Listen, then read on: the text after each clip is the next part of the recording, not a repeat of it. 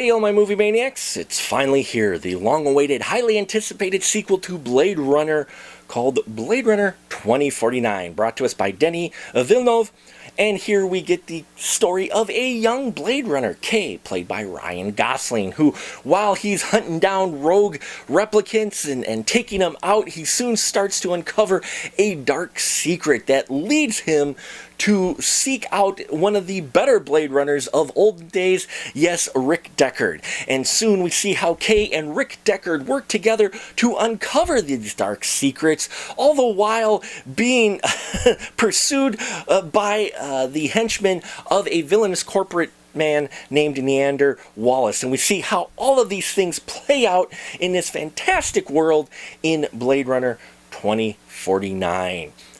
Oh, I loved this film, folks. Now, I'm not using the word masterpiece, but I will say I love heady sci-fi. I love true sci-fi, and Blade Runner 2049 is hardcore sci-fi, folks. Something that we miss. This is not going to be an action-packed film, so it's going to be cutting out some of your audience right away. And who would have thought they would try to make a sequel to a film that initially didn't do well at the box office, but had this really heavy following for all the themes and such going on. So it was a surprise that I enjoyed this film this much, but Denis does a fantastic job of making a sequel that fits perfectly within the timeline and the world that was set up in the first one. I loved the look of the buildings and everything. It felt like it was a natural progression from the first film. Plus, there's some history that's filled in between that I really enjoyed how that played out, and we get to explore this world even more. The cinematography is just mind-blowingly visually stunning, okay? I mean, it just captures you. If nothing else, the visuals in here will entertain your eye. It's everything in here fit. It never felt forced. It never felt like it was gimmicky at all. It all had a purpose and a reason, and I loved that. But then, of course, what also helps sell this is the performance of everyone involved in here. Ryan Gosling, with his small ears, actually does a really good job as K. I loved his performance in this role as K. I really did. He played it well with emotion, and I enjoyed his performance a lot more in this one than I did in La La Land. And Harrison Ford puts in top-notch performance as Rick Deckard. Like, he's not missed a step at all, and I loved what they did with his character and finding out what had happened in between the two films. Dave Bautista doesn't get a lot of screen time in here. Check out the short film they did that is kind of a precursor to this. I loved him in this. He has surprised me so much as an actor, and he has presence and weight to his performances. And in here, even though he's not on there for a long time, loved seeing him. And I have to mention seeing Robin Wright on here as well, kicking ass just like she did in Wonder Woman.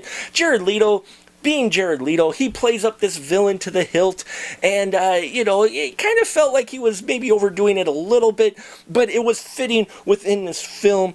And then I have to mention, though, Ana de Armas, who gives a performance I think more people need to focus on as this virtual girl for Kay.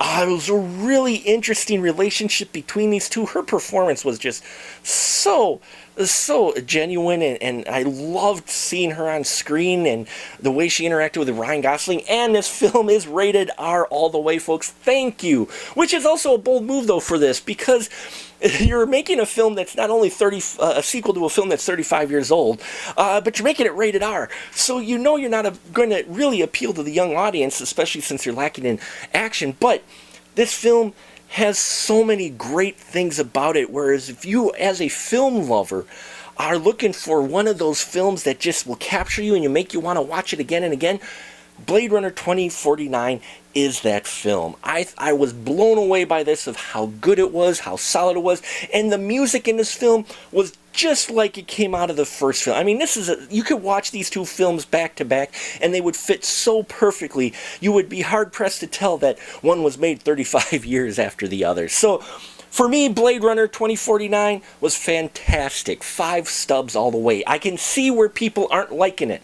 I can definitely see it. It's not action-packed. It's not your modern science fiction film that we've seen in the past. But if you like heady, make you think, dig deep, character-driven, science fiction films, then you'll want to seek out Blade Runner. Again, if nothing else for the cinematography, which I'm guessing is going to win for Best Academy Award, or at least it should. If it doesn't, it would probably be a crime. So check it out if you have seen Blade Runner 2049. I've rambled on long enough. Thank you for your support. Please comment down below if you've seen this film.